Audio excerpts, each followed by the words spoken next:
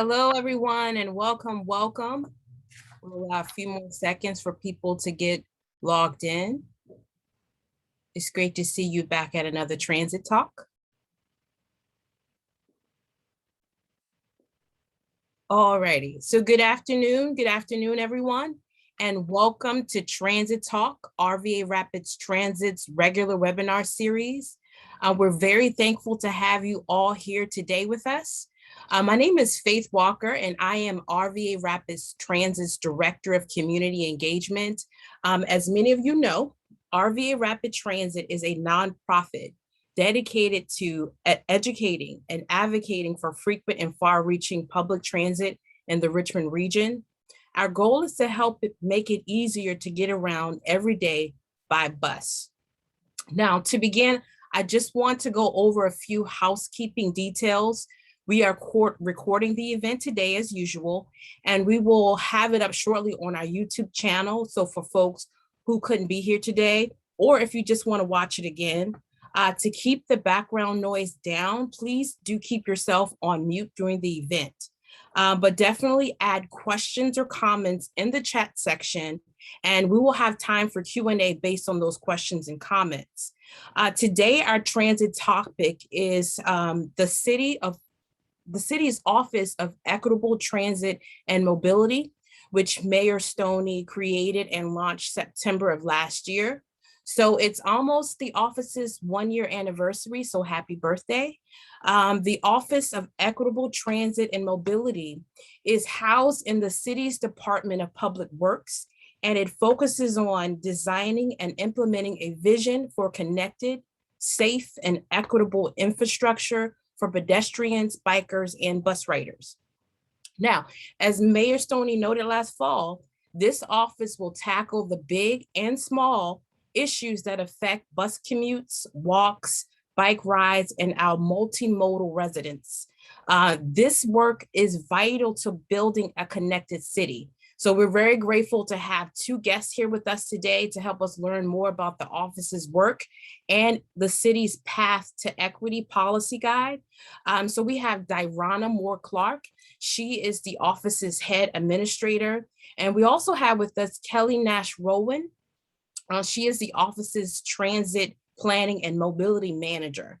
But before we dive into that presentation, I wanted to share a few updates on our state of transit. So I'm going to end our programs. So what I'm going to do is turn it over to Nelson Reevely, RVA Rapid Transit's Director of Operations, and he'll take it away with the news.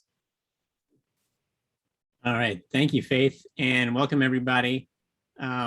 It's really great to have you all here again for another Transit Talk. The first thing we've got as a news update today is on zero fare. As y'all know, there's been a lot of talk and support this past year for GRTC to continue a zero fare policy as a way to keep providing financial relief for everyday bus riders, given that 54% of GRTC's riders have household incomes under $25,000 and 79% of GRTC's riders have household incomes under $50,000. Back in June, GRTC's board, of course, powerfully voted on an annual budget that extends zero fare through next summer, through fiscal year 2022, which goes through June 30th of 2022. And also at the end of July, the City of Richmond, City Council passed resolution voicing support for GRTC's zero fare program, as well as its application for further grant funding from the state to continue this pilot in zero fare. And at its board meeting just last week, GRTC passed a resolution approving and supporting its application for those state funds to help continue zero fare in the future and extend this pilot. But it's also really important to note that that grant application requires local matching commitments, for instance, from the city or Henrico and or Chesterfield. And at present, it's not clear if those will be in place. And so it's really important to note along those lines that GRTC is currently using remaining COVID relief funds to extend zero fare right now. So if that funding is going to, or if that program is going to extend past next summer, it'll depend on further state and local support. So continue to stay tuned for updates on this front. It's a key issue for our local transit system, of course. Next up is we got exciting news that GRTC has hired its first Director of Equitable Innovation and Legislative Policy. Joe Dillard Jr. is going to be starting in this role in September, so really soon. And he'll be focused on encouraging diversity, equity, and inclusion throughout GRTC while promoting and cultivating community partnerships. Joe Dillard most recently served as the Organizational Advancement Officer for Hampton Roads Transit, where he managed and directed engagement and legislative strategies to promote and accomplish the agency's vision, mission, goals, and objectives. So it's great to have him joining us here in Richmond now. Next up, just a quick note on transit governance. As you all know, many of you all know, the Central Virginia Transportation Authority, the CVTA, has been working on a transit governance study, which is now complete and was adopted at the CVTA's meeting in July. You can see a draft copy of the report at Plan RVA's website. I'll drop the link to it in the chat box in a moment. So we'll see how the conversation unfolds from here on this front of transit governance. Henrico has, of course, expressed interest in membership on GRTC's board in particular. And Henrico's Board of Supervisors passed a resolution at the end of July directing County Manager John Vitulkas to reach out to Mayor Stoney and to Chesterfield Administrator Joe Casey on how to add Henrico as an equal partner on GRTC's board by the end of the year. So, by December 31st. So certainly stay tuned for this one as well. There are lots of developments on the transit governance front afoot right now. And then last but not least, just a reminder that GRTC is still running for essential trips only, and the mask requirement has been extended through at least January 18th of 2022. So for a while longer, given how intense the Delta variant is right now. So everybody, please be very safe out there. I'm going to hand things back over to Faith now, who's going to share about the Better Bus Stop program, as well as a few rider perspectives to the Rider Voice program. Okay, Nelson, thank you so much for the news.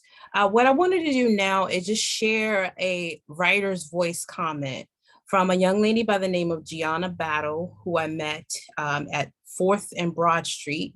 She is an essential worker. So her role right now is she's a dietary aide at a senior living facility, and she takes routes up along the south side of Richmond. And so we're gonna just hear a story from her, and I'll share my screen. Bear with me one moment.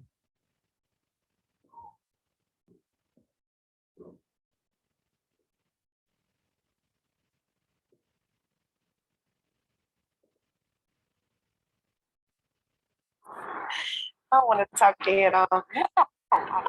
Why I'm out? Yeah. But the only thing pretty much I say, like, as far as like the bus system, is that the bus systems be clean. You can't have good bus drivers that take you to good places and they get paid for what they do. They do a good job at what they do, but you can't have bus stops and the other part be undone. You want to have bus transportation, and you also want to have a good cleaning area for people to catch the bus, So with the buses being free right now and everything like that, it is a blessing. But at the same time, we should have more of the keeping the area clean, bus routes, keeping the bus stops clean, things like that, the seats, the chairs, everything to be nice and neat. I do believe it should be order with a set time on people. Sometimes you got homeless people that will sit on the bus stops overnight. Sometimes it makes it uncomfortable for college students to come and take and catch the bus. That should be kind of like different. But pretty much other than that, other than the bus routings and the transportation, everything is excellent. It's just, you can't have one part excellent and the other part not so good. So you want to be good and whole with everything that you do. GRTC is pretty good, but it should be more cleaning with the bus areas. Yes, ma'am. So Gianna, thank you so much for that comment. And I apologize if it was a little spotty, but what you can do sometime by tomorrow, you should be able to view this on our webpage on our Writer's Voice. So if you're wondering, hey, what can be done about this issue? So what we've done is we've created the Better Bus Stop program. And I'll be very brief on this because we just announced this throughout the last month, but also at the GRTC's board meeting. But I wanted to share with you how we're tackling this issue of bus stops being clean and maintained. The first part of our program is broken down into 2 parts. And if you can go to the next slide, Nelson.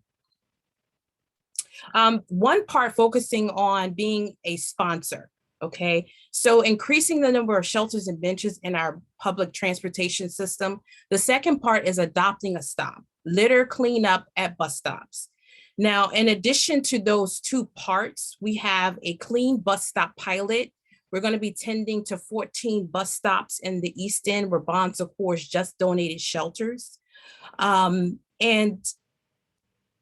so what we found is the next slide. The number one way to increase the number of shelters and benches at bus stops is more funding. And so we're encouraging individuals, businesses, organizations to sponsor the installations of new benches and shelters.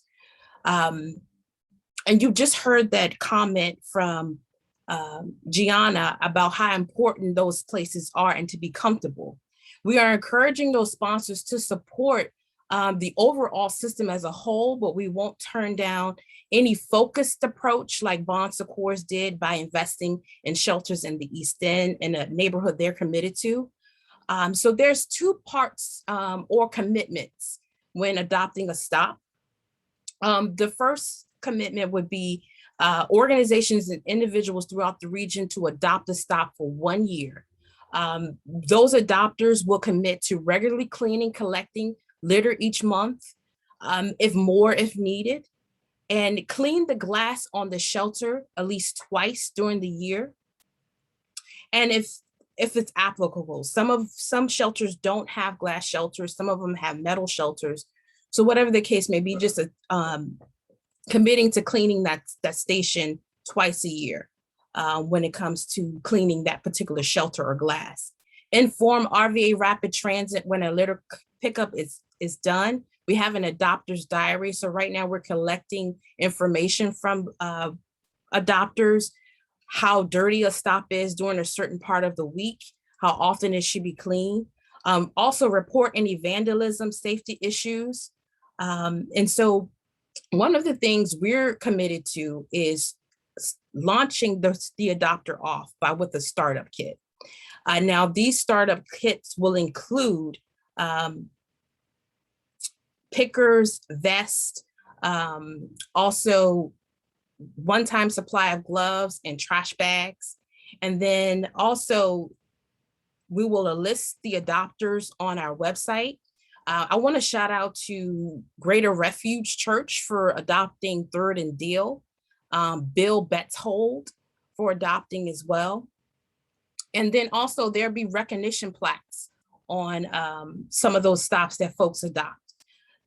Off to the left, there's a list of stops that need to be adopted. As you saw the video with Gianna, I listed or showed stops that are taking place in Southside Plaza. So that's Southside Plaza number 2082. And there were other 2 Southside Plaza stops that need adoption, as you can see. So if there's any organization in the South Side of Richmond near that area church, or even someone on this call who we would be compelled to keep that stop clean, that will be great. Please reach out to me. And then shouts out to Keep Virginia Cozy, who have adopted 14 stops in Carytown. Now, we're committed to installing more shelters and benches throughout the region. But when they're all there, we have to maintain them. We have to keep them clean. And so one of the other pilots that we're launching is the Clean Bus Stop Initiative.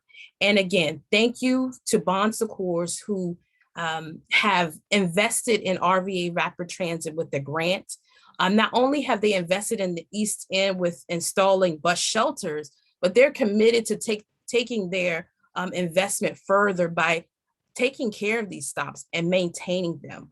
So with this pilot that will launch the end of this month through July of 22, we're going to systematically clean those 14 bus stops, collect information and data surrounding them to implement a widespread pilot if possible. But also, we're going to be creating 3 new jobs within the East End, and we're hiring. So right now, Glean LLC is committed to those in need to be given opportunities through the dignity of work. So please reach out. You can reach me or reach out to Glean LLC in regards to employment or recommend someone for those positions. They are open. And lastly, we at RVA Rapid Transit, and I believe everyone here agrees that bus stops should be dignified places for people to wait. Okay, and so with that, I want to invite over Dironna and Kelli to take over today.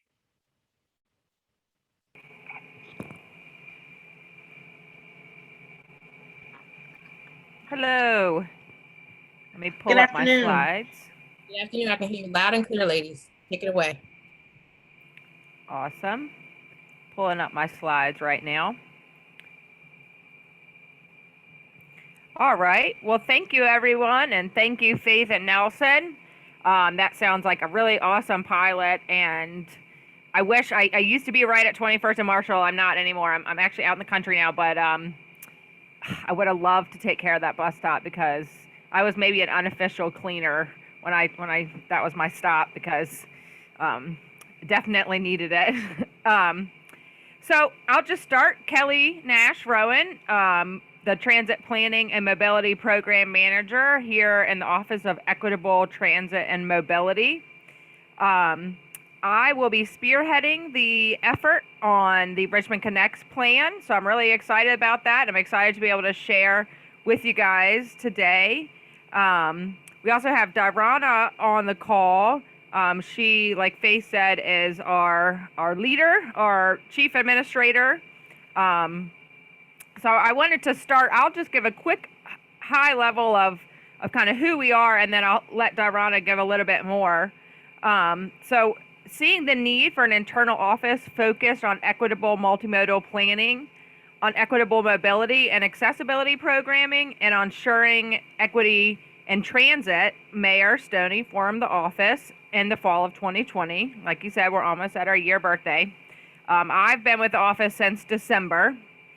And OETM is tasked with planning and program development for the multimodal transportation network in Richmond. The office manages the shared mobility programs, the city's multimodal plan, Richmond Connects, transportation demand management programs, and then also serves as a liaison to many other regional and local boards and commissions which deal in the planning for Richmond's multimodal network. Additionally, the office manages Main Street Station. I'm sure a lot of you guys have been there. And we manage that as both a multimodal hub and as a revenue generating event space. It's a really cool space if you haven't checked it out. And as the office deals not only with the short and long range planning, but also manages, you can stay on that first slide. Am I clicking through?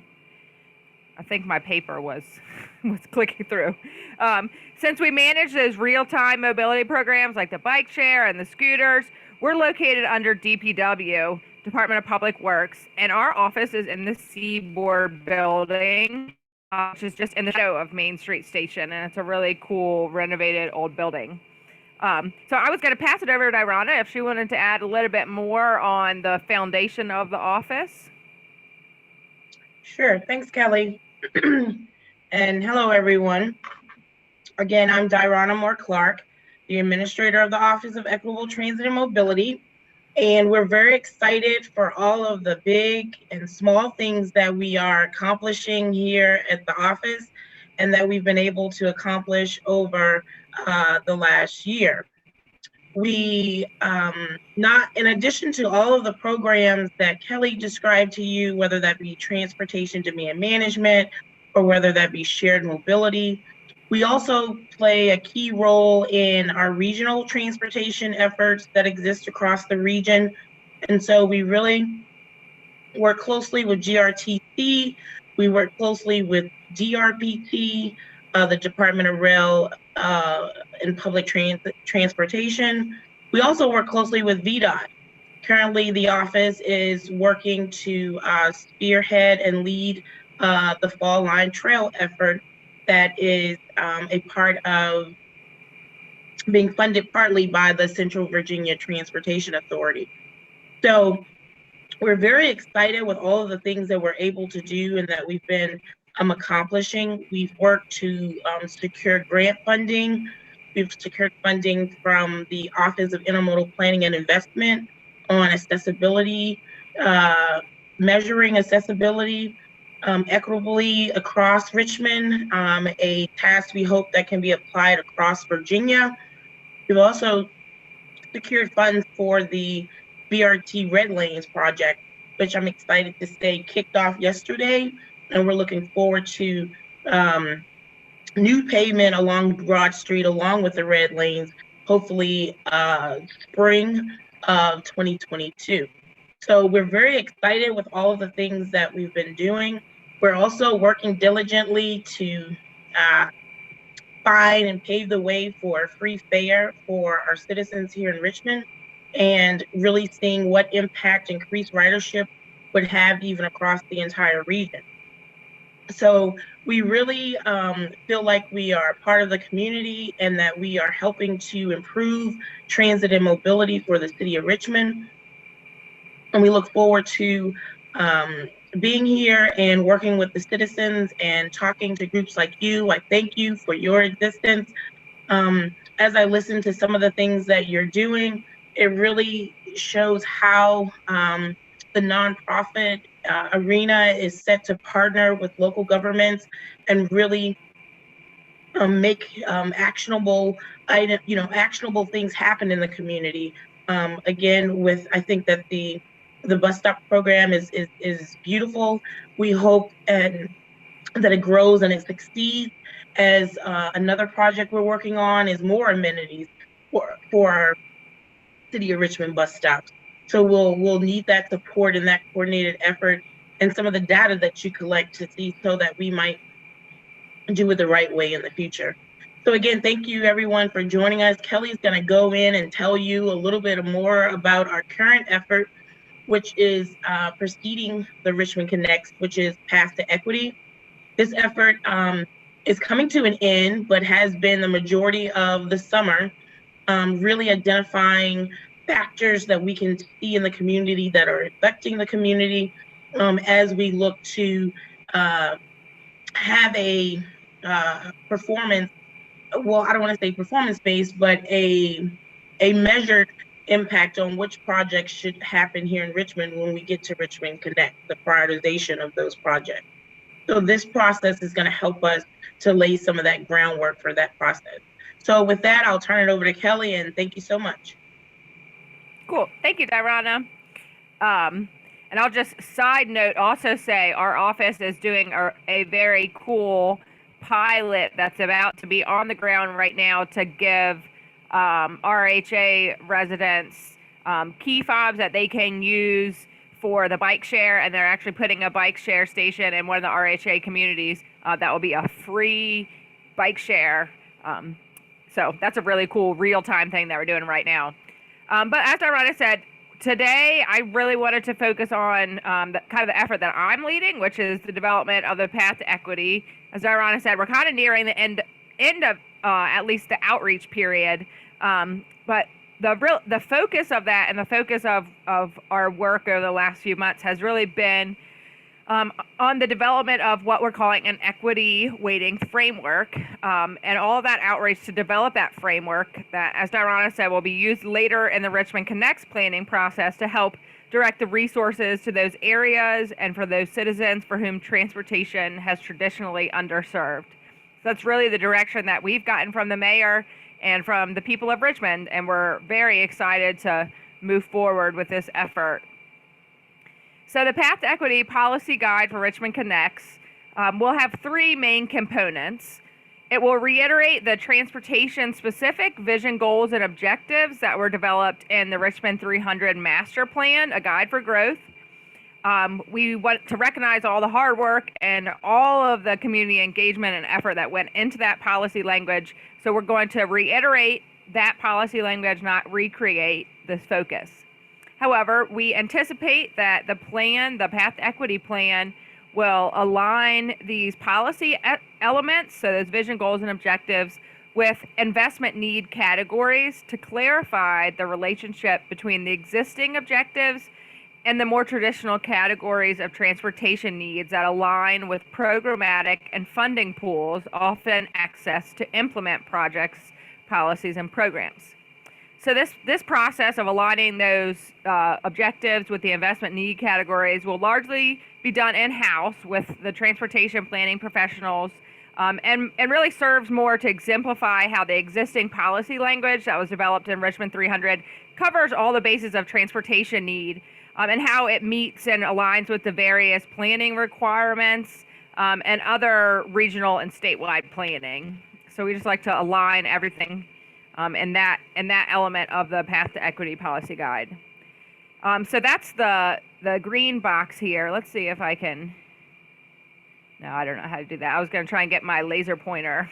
So that's the green box of investment needs. But the focus of the outreach and the largest element of the new policy that's going to be developed in this process is the development of equity factors. These are really going to be goal-like statements that articulate equity concerns and desired outcomes related to equitable access and mobility. We must acknowledge and articulate clearly how transportation has played a role in limiting access to opportunities and has often presented barriers to the most marginalized communities. We hope through this direct and frank conversation about these systemic injustices and inequities created by transportation that we get results. That's our aim. The development of strong equity factor language will lead to meaningful programs, projects, and policies which address these systemic issues. So how will we get there? We're in the blue box, so early fall, like Dironna said, we're kind of nearing the end of this part of the process. This is the part that we're working on.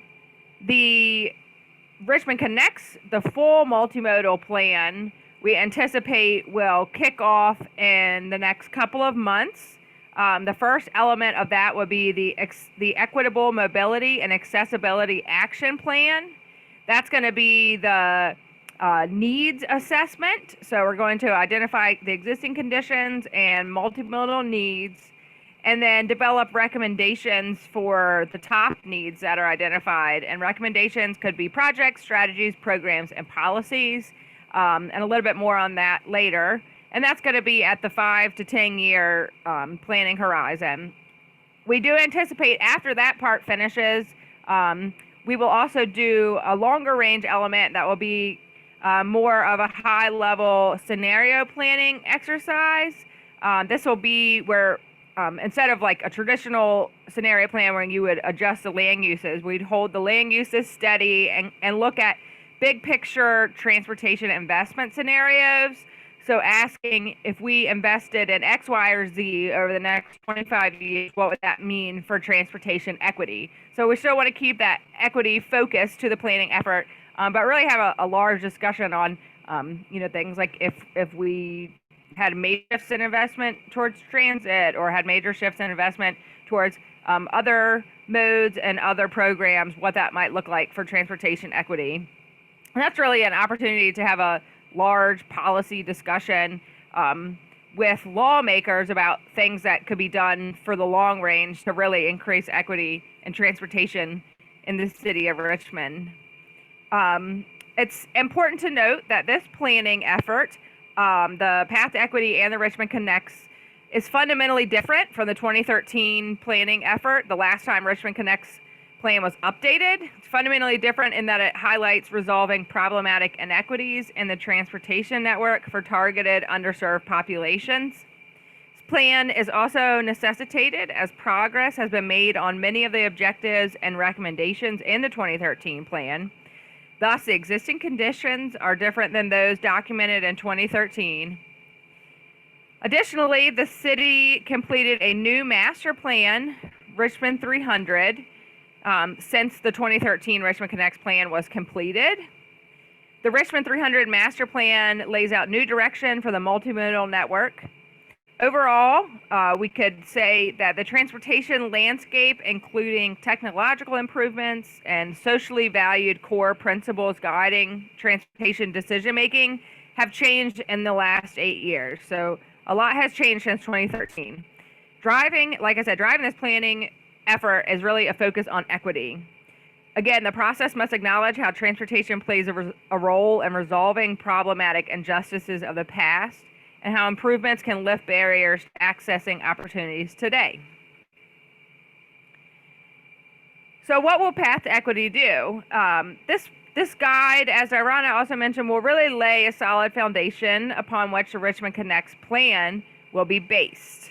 The policy guide will, along with outreach from the RVA Green 2050 plan, the draft language and the equity agenda from the mayor's office, that's the green bubble in the bottom left, and then again the vision, goals, and objectives from the master plan, that's the blue bubble in the top left, will all inform the Richmond Connects process for identifying priority multimodal transportation needs. And it will help inform how these needs can be addressed.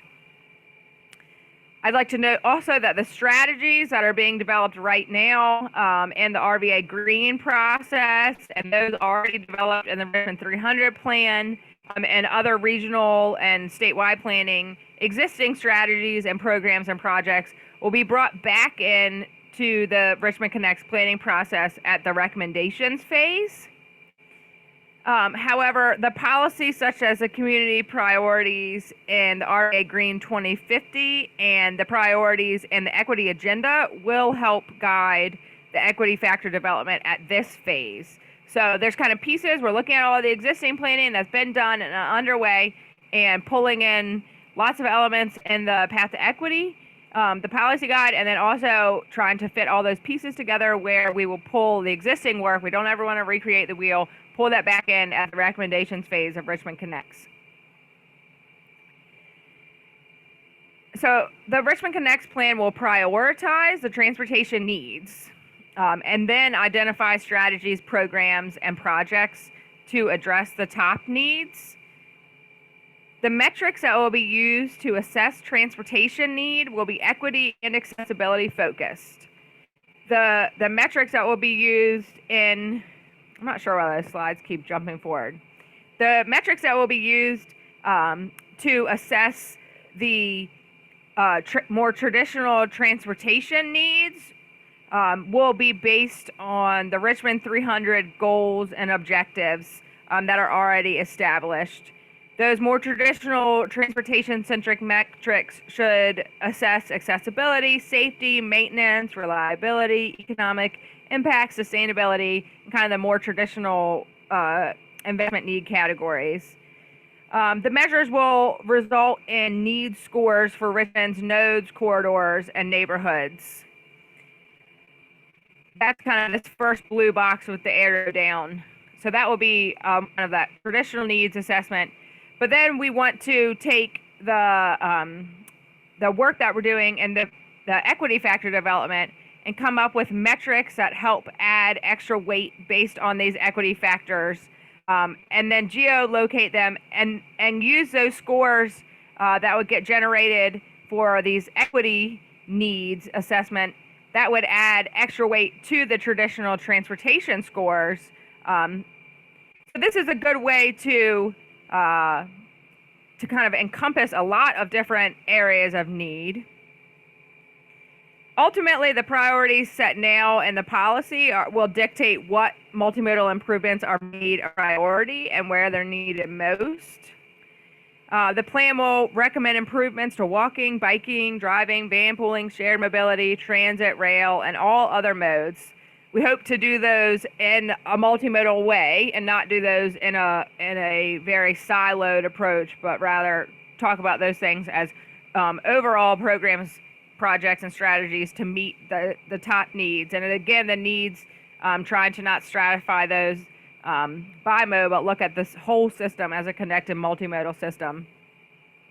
And ultimately, the recommendations will prescribe a path to achieving equity and transportation, hence the name. So where we are now, like I said, pull the existing policy from the Richmond 300 Master Plan. Those will be organized around investment needs categories, providing future links to needs metrics. And then the real emphasis is the equity factors that would help develop the equity weighting framework to clearly state desired equity outcomes related to transportation. So as noted, the focus of this overall engagement, which we've been working on since the early spring, has really been on the development of the equity factors. We began in April planning for this process. We convened an internal steering committee that was comprised of city staff across departments. This group has helped refine the goals of the policy guide and the outreach approach overall. They also helped develop and review the survey and have helped spread the word on this effort. So that's that kind of green box, the steering committee. In terms of public outreach, that's the orange. We kicked off our Path Equity Survey in late June. The Metro Quest survey is situated online, but we also had developed paper copies. Both of those are available in Spanish and English. We've held 3 pop-up events, Tacos for Transportation. I hope some of you were able to make it to one of our events, where we shared information and collected survey responses. At each of these events, participants had the option of doing the survey on an iPad with one of the Office of Community Wealth Building ambassadors who were present to help walk participants through the survey and answer any questions. And attendees were also given the option to do it on their own device or complete a paper survey. We also had a snow cone truck we sent to a couple other events and got surveys for folks that got free snow cones. That was a National Night Out event. And then we also just recently, last Saturday, did the Back to School Jam at Whitcomb Court. And we feel like a best practice in equitable outreach is showing that appreciation for time spent giving feedback. And that was kind of demonstrated through each participant getting free tacos or a snow cone in the case of the other events. So we've also been incentivizing others who couldn't make it to the events to complete the survey with drawings for $100 gift cards. Also part of our outreach, webinars such as this. We have the survey is live right now. I'm going to put it in the chat box too if anybody else wants to look at that while I'm chatting. And if you participated in another webinar, this is a lot of the same information. But that survey will close on Friday, this Friday at midnight. So if you haven't done it, complete it and send it to anyone and everyone in Richmond. And as we begin to analyze that data, or as we have been analyzing it these last couple weeks, we've been coming up with plans to do a little bit more targeted advertising to some of the groups that we aren't getting great representation from. We actually have a few canvassers that will be at GRTC bus stops tomorrow as a kind of last final push to get some of the groups that aren't as well represented. We need a little bit more transit dependent representation. So we have people that are going to go to the 4 busiest GRTC stops and hand out QR codes and also have iPads and paper copies available. We also needed some older adults, so we have some paper copies at some senior centers, senior living, and also have paper copies at the public libraries. So we've been really trying to track our progress and meet our goals. At the end of this week, we're going to begin looking at all of the input that we've gotten so far. Also looking back at some of the Richmond 300 master plan comments going through and looking for some of the common themes, and then also looking at some of the raw data and making sense of that, because there were some open-ended questions, and there was also a lot of elements that were waiting, and I'm going to walk through that later. But so we're going to take that, and then we're meeting with the steering committee next week to begin kind of parsing out the priorities and some themes and ways that we can translate that into equity factors. We're then planning in mid-September an advisory committee meeting where we're going to draft the actual language for the equity factors. So we've been kind of working with a team, and we'll work with the steering committee next week to come up with the future options of what those might look like, and then have that advisory committee pick the option they like the best and then actually draft the final language. And that committee it's important to note, which is the blue at the bottom, it's important to note is comprised of a mix of planning and transportation related professionals, but also has various advocacy groups committed to equity and environmental justice. And we have representation of the various neighborhoods via paid city ambassadors. So we sent out a call this spring for folks that were interested in representing various neighborhoods on this committee. We received over 40 applications, and we've selected a little bit over 20, actually I think it's 25 ambassadors to represent a cross section of ages, races, ethnicities, family sizes, incomes, and locations. And we're sure to have somebody from every council district. And we have a training plan for them in early September the 7th to give them some background on transportation and equity, just to prep them for that advisory committee meeting, where they'll be in the room with a lot of people that are already educated in planning. So we're really excited for that group. We're also asking that group of ambassadors after the advisory committee meeting to take information about the Path to Equity plan and Richmond Connects back into their community and attend one community event and share information and collect feedback. The importance of having people from a community kind of talk with the community, I think, can't be overstated. So we're really excited, like I said, to have such committed Richmonders to helping with this offer, to help us with this effort. Additionally to our desire to do this outreach equitably, we're offering a stipend, a participation stipend for anyone participating on behalf of an organization, and also to those ambassadors.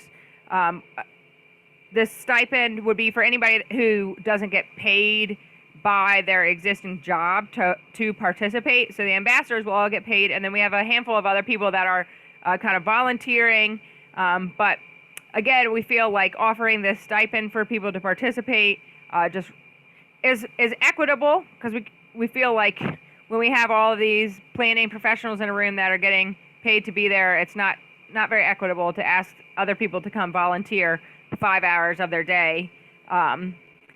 We also just feel like it's really important to have everyday citizens, committed citizens at the decision-making table. Again, they'll meet in mid-September, and all in all, with all the groups that have been invited, it'll be about 80 people, and we're going to do a bunch of breakout groups and, like I said, really work through that language, and it's a good 4-hour meeting, so we hope to have those equity factors developed. We anticipate after that meeting, there will be a final level of review and acceptance with the steering committee and the City of Richmond overall, and that should wrap up in late September or October. So we're excited to be nearing the end, but we've got most of the hard work still ahead. The events were really fun. Let's see if I can go to the next slide. The events were really fun. Like I said, now we've got to begin analyzing all the data, but I thought I'd just share a little bit more about our pop-up events, because I think that's kind of a unique approach, our tacos for transportation events. A little bit more on the purpose. It wasn't just about survey responses. I think we are also trying to educate the public and just bring awareness for OETM in general. since we're a new office. We're just trying to build trust with the community, and us come to them and not be, a stuffy public meeting in a basement room somewhere, but something that was kind of fun and free tacos and, a little icebreaker to have some good conversations. We really want to build that buy-in from some of the traditionally underserved communities. So we had the taco truck. We had radio stations out at 3 of the events playing music. Like I said, we had snow cones at some of the events. I think more fun than your traditional transportation planning meeting, I'd like to think. And just for anybody else that's planners that's on the call, our advertising for it was mainly Facebook and Twitter, boosted posts. We also partnered with some of the local radio stations. We had Community Clovia do an interview with Dironna that aired 2 different weekends. And again, that's all not just for the events, but also kind of building trust with the various communities in Richmond, and trying to have a unique approach. So these were just some of our first pictures from our first event that was at Gilpin Court. Again, really fun event, and you can see in the bottom picture the folks in the vests. Those were the Office of Community Wealth Building ambassadors, are the city's very qualified, I would call them professional canvassers that know all about how to engage people and walk them through various surveys. They have worked on a bunch of different efforts all across the city now. But it was a really fun event. All 3 of them were fun. So how are we doing as of today? We have over 1,600 participants. You can see kind of big upticks when we started the full social media blast in mid-July. And then we just started, you can see right about a week ago, another big social media push. We're trying to get our goal of 2,200 surveys completed. So we're inching towards it, and we only have a couple more days, but we are sending people out to bus stops, and we have some paper copies we haven't input yet. So we're getting close. The map on the right is where people dropped pins that represent barriers to access, and I just took a screenshot of that as representative. We've gotten people that are all over the city putting in their transportation barriers, so we're pretty happy with the results that we've been getting so far. Again, we're kind of this last week have been doing this targeted phase, and social media marketing lets you kind of target certain groups of people. And again, we have some paper copies at some senior living facilities. So our goal for the overall Richmond Connects update, that'll be over the next 24 months, will be 3% of Richmonders, so that's around 6,800 people. And for the policy guide effort, our goal was around 2,200 people, which is about a third of that. We've set ourselves other goals that 50% of the participants would have not participated in public planning process with Richmond before. So we're trying to engage with people that haven't traditionally been engaged.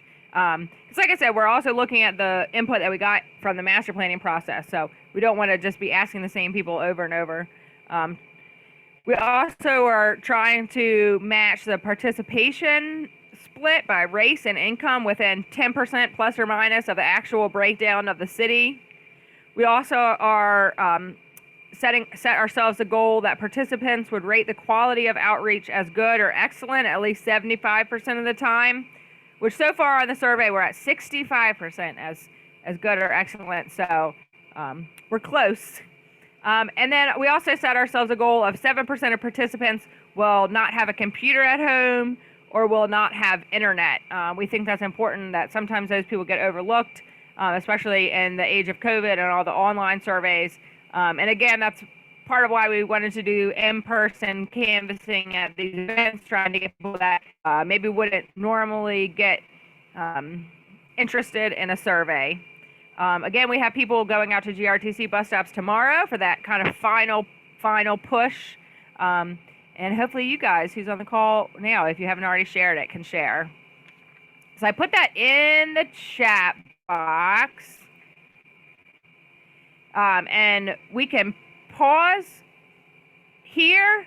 I think I'm getting close to my time. I also have slides if we wanted to walk through any of the survey, but I put the survey in the chat box. And so we can wrap up, but I will take any questions.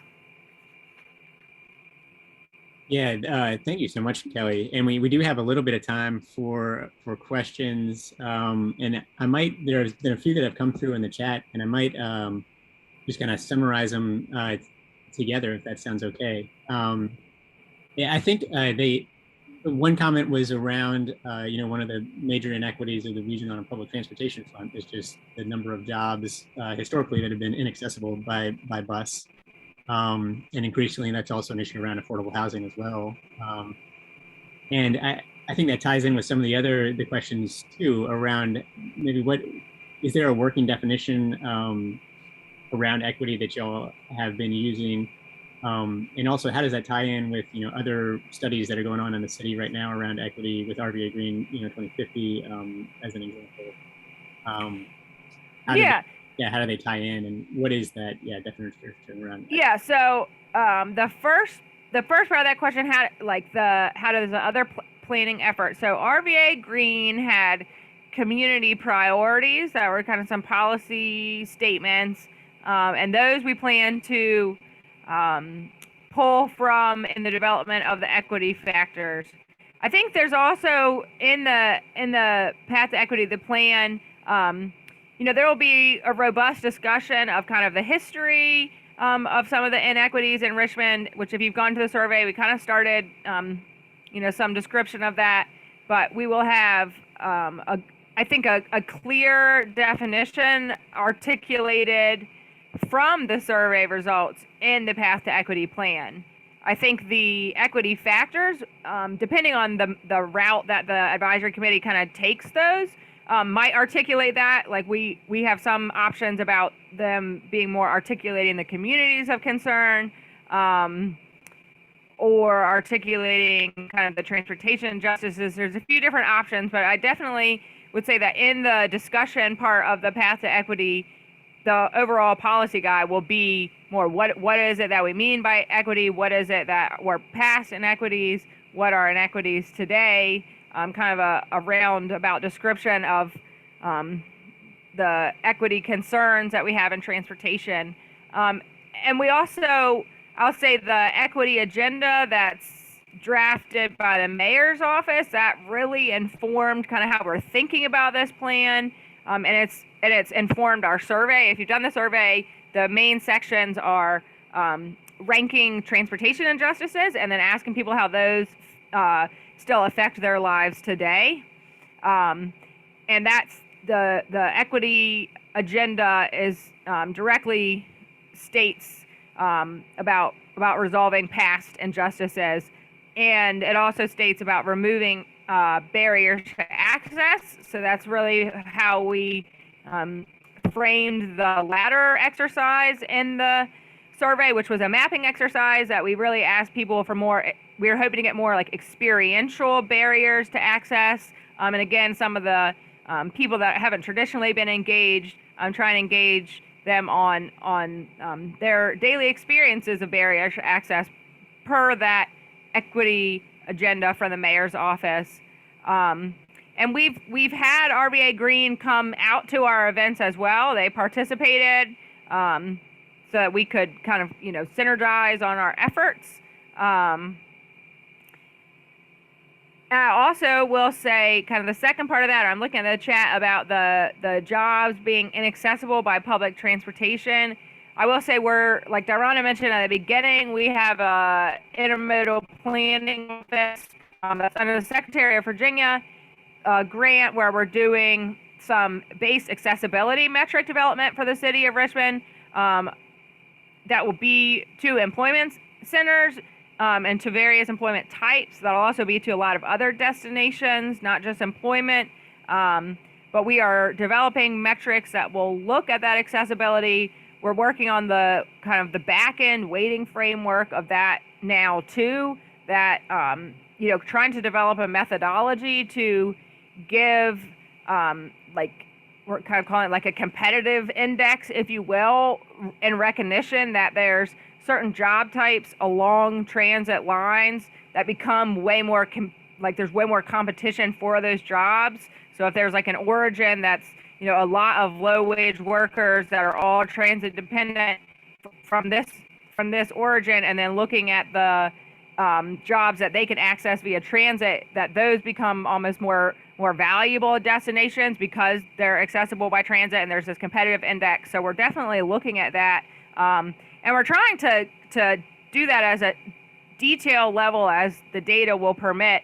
I'm really excited about it. And then we're taking those base accessibility metrics, which a lot of it will be similar at first to the SMART scale, kind of how they developed it, but we're including a lot more destinations and a finer equity grain. But then we want to take those accessibility scores and relate them back to some outcome data around barriers to access. So asking, you know, if people have high accessibility according to this data, but they're not using transit, or they're not using the bike lanes, or they're not utilizing this, what are the barriers to access that that might be stopping that?